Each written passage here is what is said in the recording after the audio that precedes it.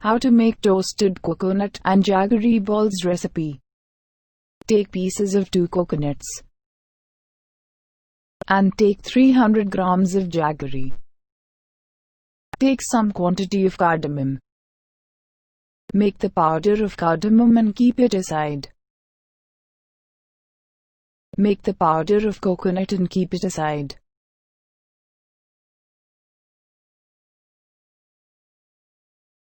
Take some quantity of ghee and let it become hot in the pan on the stove. Mix the coconut powder with the ghee and let it fry well on the stove.